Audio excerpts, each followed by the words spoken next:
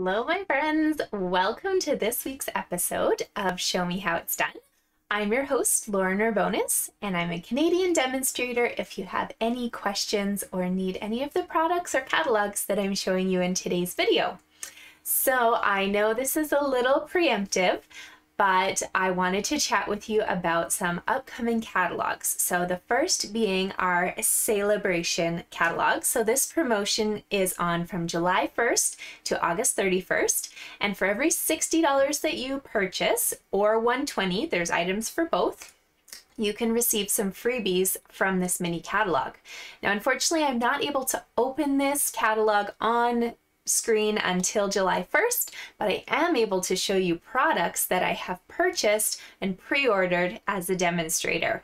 So this catalog, if you need one, let me know. I'm more than happy if you need a demonstrator to help you out. It will be accompanying our holiday catalog, and don't worry, we're going to do lots of projects from these pages as well. But these projects today are featuring the Wonderful World bundle. So this is a set of 12 by 12 papers and a stamp set that you can receive for free with a $120 purchase. So it's kind of like worth two items, I guess, because you're getting both paper and a stamp set. There's other things where there's a single stamp, single paper, there's even dies in here. So just make sure once you have that catalog and you can open it to look for a little icon that has either a $60 or $120 in there. And if you follow me, then in in July and August, of course, we will be doing more projects with items from Celebration, so I can open that catalog and show you. But the Wonderful World stamp set, let's see what we can do with that today. So I have most of the papers shown. I am doing a swap with some other demonstrators, so unfortunately I've used two of the papers from this set, so they're not visible in my viewing here, but you're going to see them on the card because I'm doing this card with the other demos for my card. So here we go. This is what I have decided to play with today. I have taken the little stamp from the new Wonderful World stamp set and some of the designer paper and put together a little card using some products that we do have available in our annual catalog, such as these little dies. So these stitched dies here are the stylish shapes. And I feel like I show this to you lots, but if you don't own them, you should, because you get circles, squares, and banners all at the same time. And it's a really good value for your money. And then we are also going to pull out a sentiment of your choice. So it's completely up to you what you'd like. But if you're following along, I'm using Nature's Prints and the hello there sentiment inside that set.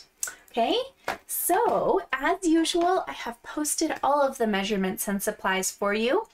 You unfortunately will not be able to order some things yet, but you'll be able to, of course, right away. So just keep it on your back burner, make a little note that you want to earn these sets for free, and you can grab them then. Okay, so to start, your supplies are actually very easy. So I'm just going to keep one of these in the frame. They're the exact same measurements, of course, just with using different papers. Okay, so I need a card base, and I have chosen to use basic white. So my card is measuring 4 1/4 by 11, and I've put a score mark at 5 1/2 right in here. So for the front of my card, I've cut 3 pieces of designer series paper. So 2 of them measure 2 inches by 4 inches, and one of them measures 1 inch by 4 inches. It does not matter what side you use. It does not matter which pattern you use. See, I use these 2 as the large and the small here, large and small. You can do them whatever way you want, whichever pattern you'd like. Okay, so that's for the front of our card. Now let's keep cutting since we've got our cutters out. And for the inside of our card, we're going to add just a little bit of a feature. So whatever color is most predominant on the front, in this case, it's Mossy Meadow. On my other sample, For instance, it was Starry Sky, so I did the opposite. Whatever you would like, you're going to cut a piece of cardstock for the middle. It's 4 inches by 5 1/4, and then one more piece of white at 3 3/4 by 5. Now you might be wondering, why on earth are you putting another white piece when you had a white card base in the first place? It just looks so pretty. So you don't have to if you don't want to, but it does look really pretty. And then, you know, maybe you could even take one of these adorable sets like this little iris and stamp it in the corner in the coordinating color to your background. So totally up to you. Let's do a little bit of assembling here. So I like to get my inside done because then I know it's out of my way. I don't really even have to open the card again once I've finished, I guess, except to write in it. But right now I'm making these for swaps, so I can just finish them and be done. So I'm just using a flat adhesive. You can use seal, tape, glue. I use double-sided tape. If you're wondering what this is, it's totally up to you. You just don't really want any dimension on the inside of your card because then everything on the front kind of sits at a weird angle and it's not the nicest to work with or to mail. So I like to put my dimension on the front of cards. The only caveat being if I do a pop-out little technique on the inside. That's different. Okay, so this guy, putting on the inside of my card here. Oh, there we go. Okay, now for the front, the measurements are so fun and easy because all you're gonna do is take your two 2-inch pieces and your 1-inch piece, and they will fit perfectly. So I like to start with the 2 on the top and bottom, just in case I've moved them up and down at all. But if you laid them out like this, you could easily just work from bottom to top or top to bottom. Totally up to you what you'd prefer. So once again, I'm using a flat adhesive because I'm going to use some dimension when I'm adding that stylish shape and the flower. So it's just a little easier for me to add these flat. So I like to just kind of put a little bit of tape on the back. And I am going to make sure I've got kind of a nice even border between my 2 sides and the bottom. You do not have to sit here measuring things, but just eyeball that you've got about even dimensions on those 3 sides. So the measurements should be pretty forgiving. You'll have lots of room to work with. So I did my bottom, now I'm going to do my top. And this middle piece will fit right in there. So you didn't get to see, but on the back of this leafy piece, there's giant flowers that Stampin' Up! Has given you. I want to say there's about 12 of them if you were to sit there and cut them out from the paper, and they're gorgeous. So do be mindful of what side of a paper you choose, because you might have a different project in mind and you don't want to miss out. Okay, so there we go. There is our card base. Now let's have a little bit of fun. So what I would like to do is I'm going to work on my flower first. Okay, so I'm going to just move this stuff aside and show you how I got the multiple tones on that flower. So I've mounted this guy and I need to grab myself some markers because we're going to color straight onto this stamp, and that's how we're able to put 3 different colors on one stamp without a multiple set of stamps. Okay, so the colors I've chosen are Crushed Curry, Garden Green, and Starry Sky. You can use anything you'd like that coordinates, but those are just the 3 I like. So I'm gonna just start by coloring in my flower center with the Crushed Curry.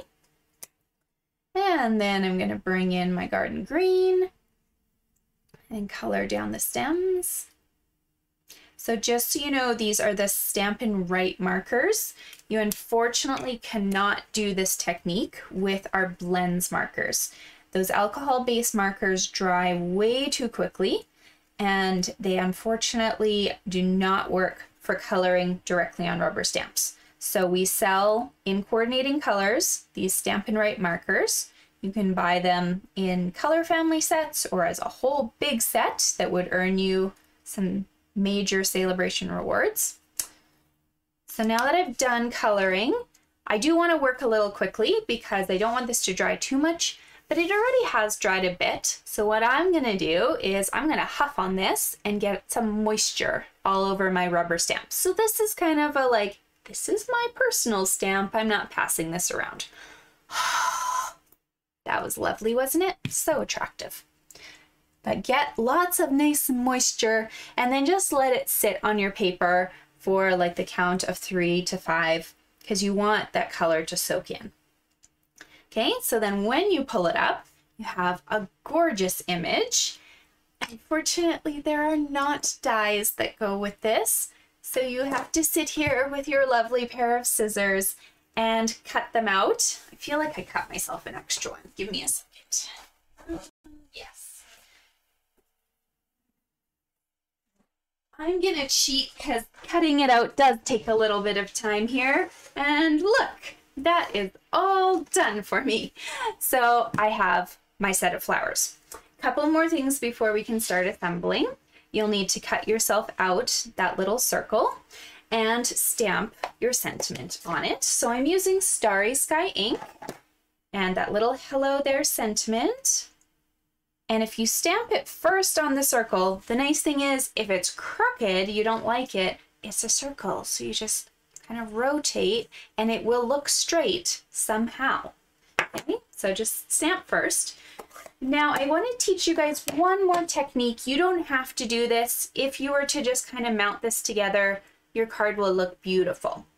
But I want to show you one little trick to get a little bit of splatter look on this. So I'm going to just be very careful and bring in my, garbage page.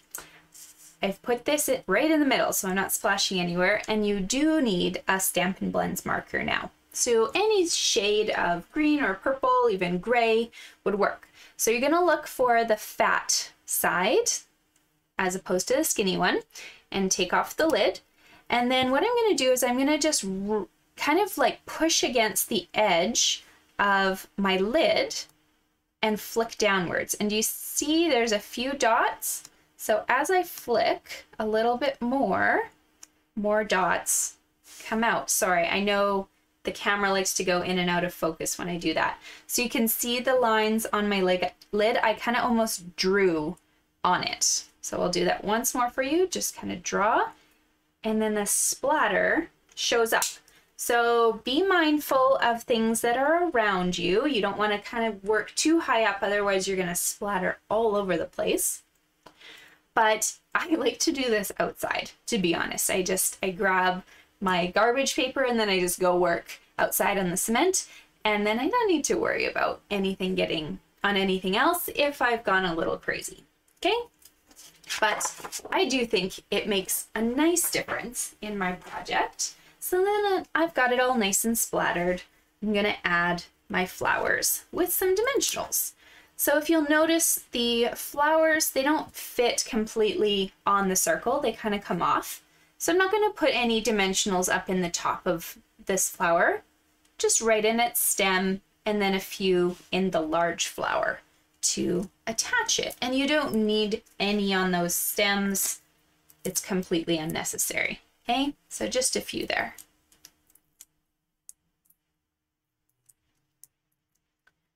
Okay, put that together. And then put some dimensionals on the back of this, because this guy is going onto our main card. Now, I'm not going to take my backings off yet because I want to show you one thing. You have a choice here. You can either put this on directly, and it looks great, or you can add this little linen thread feature.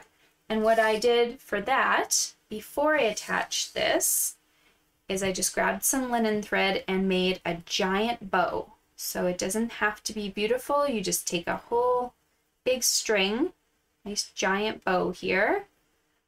Okay, and then you're going to tape it down onto your card base, just at the center. So I just grab double-sided tape right across the middle and put it down. Don't worry about trimming any of your ends or even shaping the bow. You can do that once the circle is in place. So that's on my card. Now I will take off the backings here.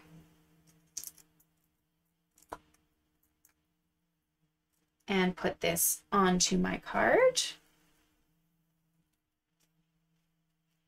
And then from here, if anything seems out of place, like this guy's a little large, so I just pull the end down, and then I'm going to trim these too. They don't need them quite that long, but it's nice to just work with what I have first. And there you have it, your nice little cards. I'll put in, here's the other design for you, that you can use one of your new celebration sets for, and use the paper that comes with it as well. So I hope you guys enjoyed today's project. If you have any questions, just let me know. If you do need those catalogs, also let me know. If you're one of my current catalog recipients, they're on their way. They should be there before July 1st for you. And then if you're in Edmonton, of course, they're in the bin for you to pick up. So I hope that you have a great rest of your week, and I look forward to chatting with you guys soon. Bye!